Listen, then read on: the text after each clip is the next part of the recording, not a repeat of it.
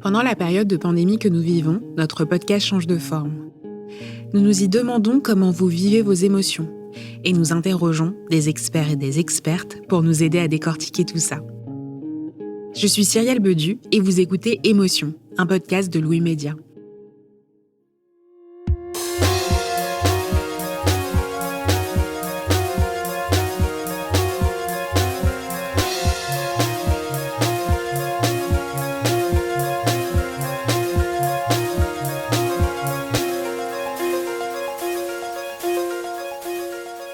Après avoir dû respecter une période d'isolement de près de 2 mois pour éviter la propagation du coronavirus, nous vivons actuellement un moment de transition, le déconfinement. Certaines personnes qui étaient avant confinées sont retournées au travail et certains enfants sont retournés à l'école. En voyant d'ailleurs dans les médias différentes images qui montraient des écoles s'organiser pour accueillir au mieux les enfants pendant cette pandémie du coronavirus, on s'est rendu compte chez Louis qu'on n'avait jusqu'à présent pas parlé des enfants dans nos épisodes d'émotions confinées. Comment vivent-ils cette période de pandémie et comment ont-ils vécu ce confinement, en particulier les tout-petits ? Nous avons voulu savoir comment ça s'est passé pour Anaïs, 5 ans, qui vit en région parisienne. Sa mère, Léna, nous a expliqué comment toute cette période s'est déroulée dans une note vocale. Ma fille a 5 ans, bientôt 5 ans et demi, elle est en grande section de maternelle. Le début du confinement s'est plutôt bien passé pour elle, puisque je pense qu'elle voyait surtout les avantages, à savoir passer plus de temps avec ses parents. Au début, elle réclamait pas mal de pouvoir appeler ses amis plusieurs fois par jour, mais aussi pour faire un peu comme sa grande sœur.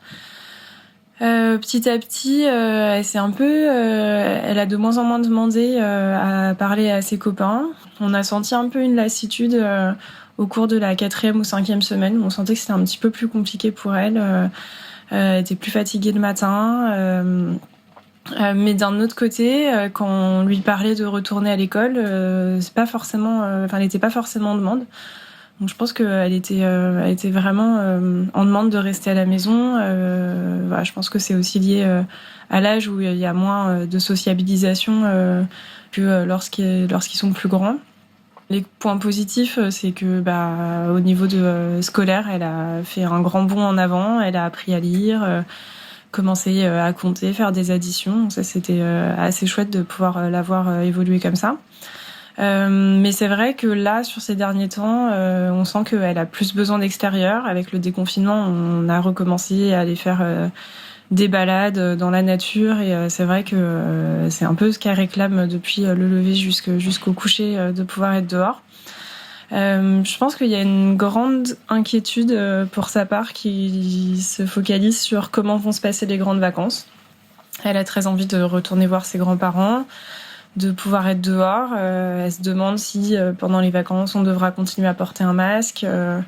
Des questions un petit peu concrètes, mais globalement ça se passe plutôt bien. Comment appréhende-t-on une situation sanitaire aussi inédite que celle que nous vivons actuellement quand on a moins de 6 ans ? Pour le comprendre, nous avons contacté la psychologue Florence Millot, qui est spécialisée dans l'accompagnement thérapeutique des émotions des enfants. Elle est au micro de Caroline Youn.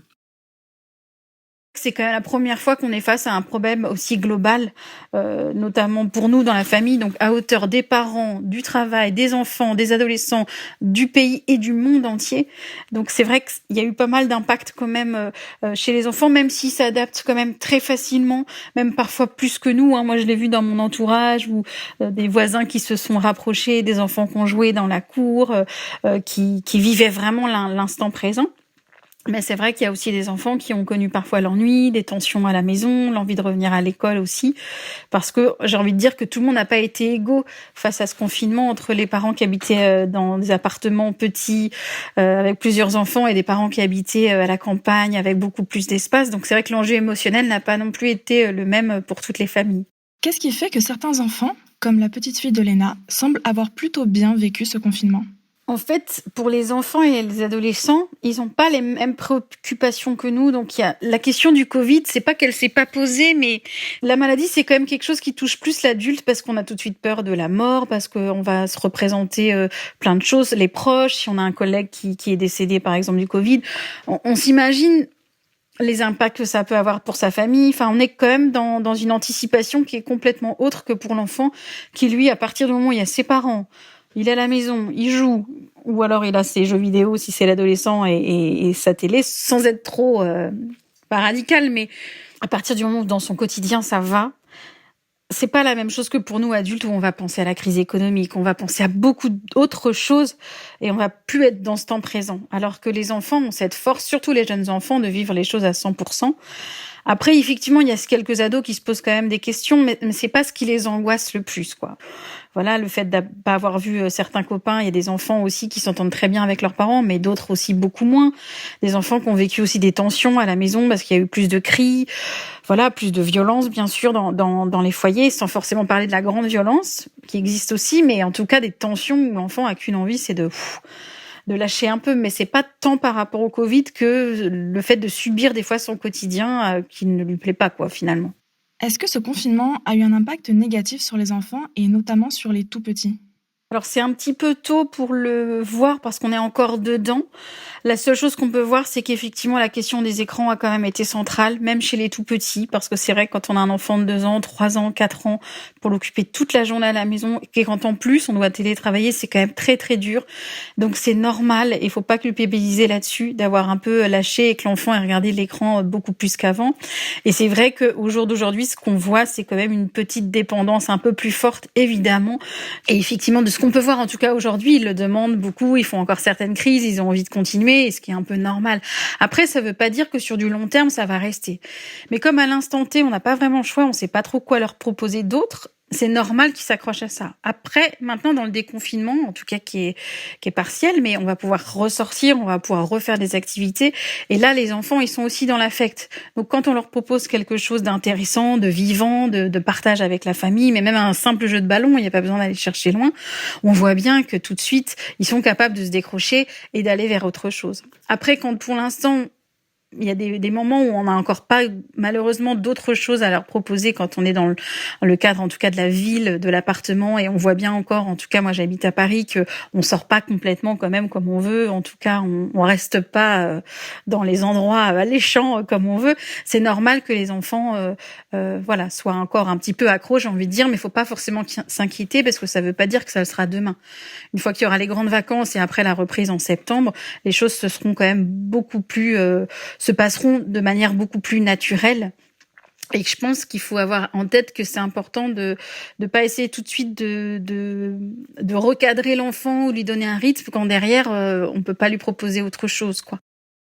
Pendant le confinement, des cellules d'écoute ont été mises en place pour aider psychologiquement les confinés.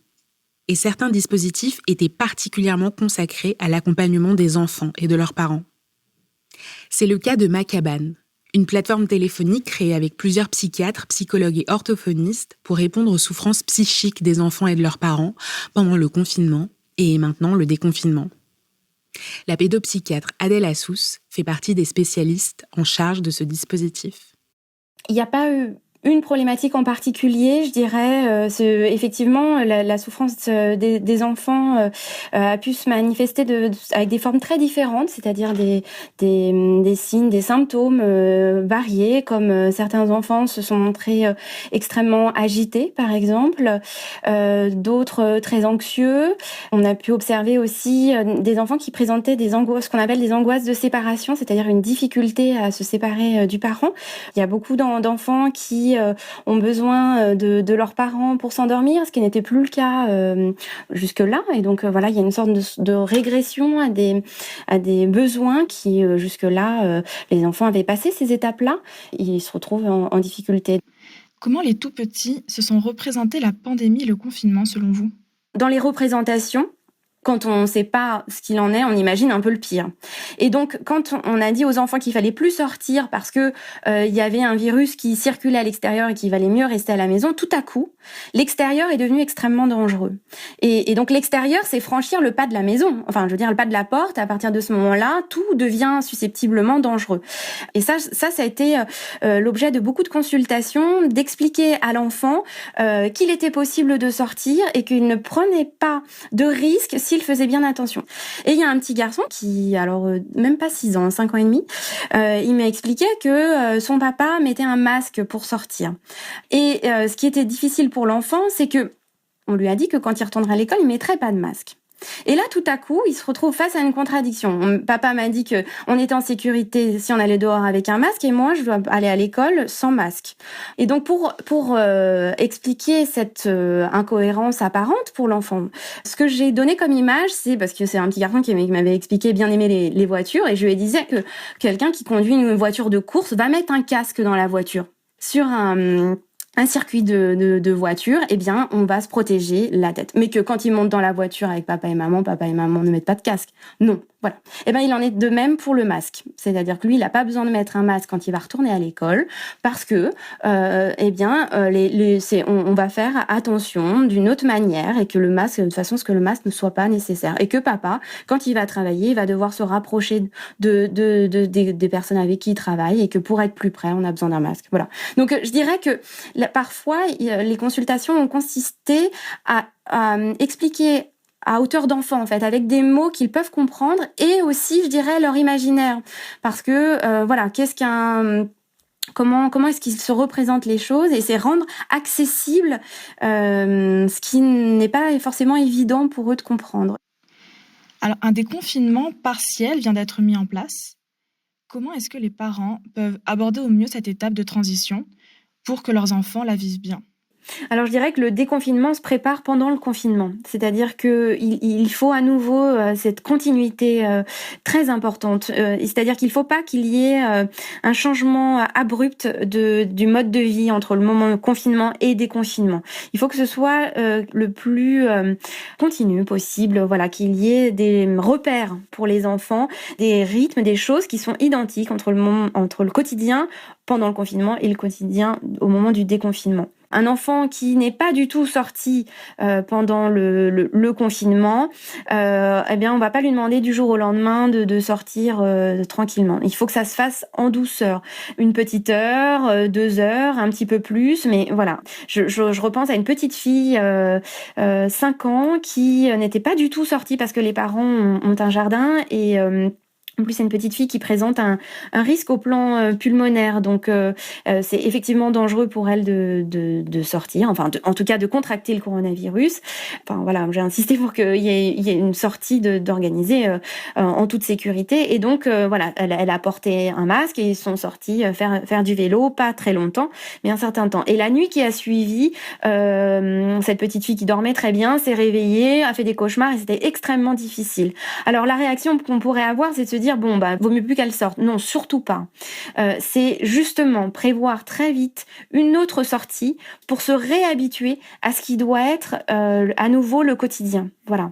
Je crois qu'il faut aider les enfants à se représenter un petit peu ce qui les attend, même si les parents sont un peu dans le flou, les certains enseignants aussi, parce que c'est en train de se construire au fur et à mesure. Mais il va falloir prévenir les enfants un petit peu qu'ils se représentent un petit peu ce qui les attend. Donc déjà, c'est des choses très simples, qu'il y aura pas tous les copains. Donc déjà, il va pas retrouver sa classe, les mêmes copains, mais faut tourner les choses de manière positive auprès de l'enfant et donc parler des copains qui seront présents. Donc donner les noms, voilà, que l'enfant sache avec qui il va être, avec quel enseignant il va être, parce que c'est privilégié que ce soit les enseignants habituels qui retrouvent les enfants de leur classe, mais il va y avoir aussi des organisations différentes avec des enseignants qui vont s'occuper d'enfants qu'ils n'avaient pas dans leur classe jusque-là. Donc ça aussi, il faut prévenir l'enfant. Au dernier moment, étant vraiment la toute dernière limite, avant qu'il rentre à l'école, de quel est le nom et qui est cet enseignant. Par contre, quand ils s'adressent à leur enfant, il faut qu'ils soient convaincus, et d'ailleurs, sinon, c'est très important, que si leur enfant retourne à l'école, eh bien, il retourne dans un environnement qui est sécurisé. Et que du coup, en suivant ces règles-là, il n'y a pas de raison pour que les enfants contractent la maladie à l'école. Et donc ça, il faut rassurer les enfants en disant que voilà, il n'y a pas de risque, parce que sinon, ça va être trop difficile pour eux de se représenter un espace à risque dans lequel ils doivent retourner. Merci à Florence Millot et à Adèle Assous d'avoir participé à cet épisode. Caroline Youn a fait les interviews. Jean-Baptiste Aubonnet a fait le mix et Nicolas Degélis a composé la musique. Si vous aimez Émotion, vous aimerez peut-être les autres podcasts de Louis Média, comme le Book Club, Entre, Manger ou encore Travail en cours. Bonne écoute et à bientôt.